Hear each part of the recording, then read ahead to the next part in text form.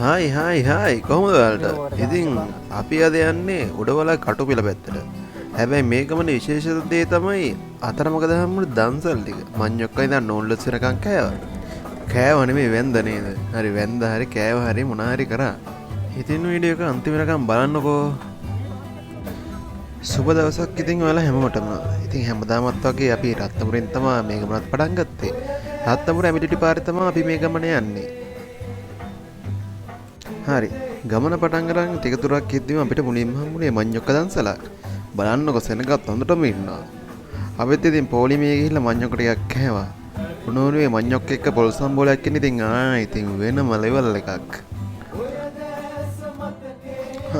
ඔන්න ඊට පස්සේ මොනවාද මේ සව් දන්සලක්. ඉතින් සව් එකක් බීලා යද්දම ඉතින් දවසේ විඩා ඔක්කොම ටික ඉතින් ඉවරයි. ඔන්න ඊට පස්සේ සීනි කුරුල්ල දන්සලුත් හම්බුණා. ඉතින් අපිත් එකක් දෙයක් කරන් රස බැලුවා.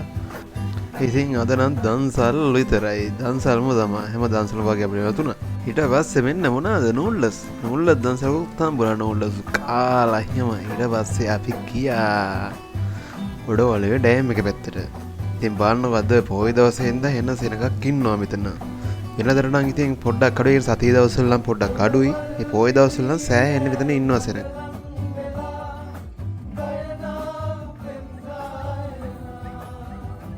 මෙතනට යක් වෙලා ඉඳලා අපි යන්න පටන් ගත්තා. අපි නවතින තැනට. අපි නවතින්නේ මේ පාර කටුපිලේ වගාවමයි. උඩවල ඩෑම් එකේ ඉඳලා කිලෝමීටරයක් වගේ ගියාට පස්සේ අපිට හැරෙන්න තියෙන දකුණට පාරක්. මේ පාරෙන් තමයි අපි කටුපිලට යන්නේ.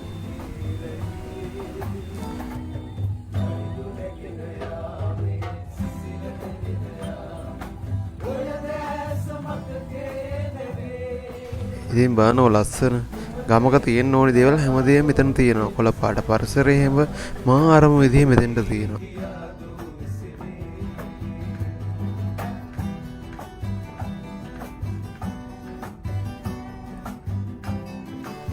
ඔන්න ටික දුරක් යද්දී ආයෙත් දන්සක්. මොනවාද මේ කොස් දන්සල මිනිස්සු තියෙන විදිහට තියෙන දන්සල් දෙනවා. ඉතින් ගොඩක්ම පිං මේ කාලේ කියන්නේ මේ නැති බැරි කාලේ මේ තරය ආර්ථිකය පොඩ්ඩක් නැකලා තියෙන කාලේ මේ වගේ දන්සල් දෙන හැමෝටම ගොඩාක් පිං කියලා. ඉතින් මේ වෙලාවේ මම ආදරෙන් මතක් කරනවා.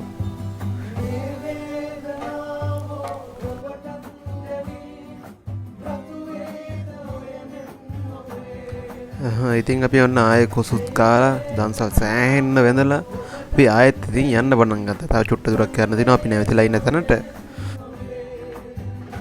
ඔන්න අන්තිමට අපි දන්සල් හැම එකම වැඳගෙන ඇවිල්ලා අපි නවතින තැනට ආවා.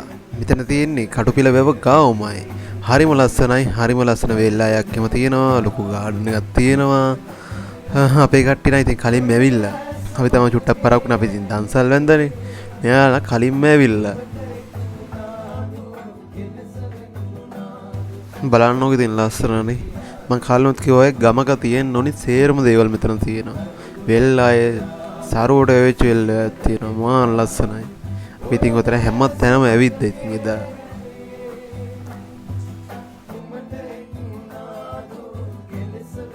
ඔන්න ඊට පස්සේ ටිකක් වෙලා එද්දි මෙහි ඉන්නේ යාළුවෙක් කියන කඩුපිලේ ඉන්නේ යාළුවෙක් අපිට කිව්වා තව දන්සලක් තියෙනවා මඤ්ඤොක දන්සලක් කියලා. ඉතින් අපි කට්ටිය ආපහු ඔන්න දන්සල ලොඳින්න ගියා.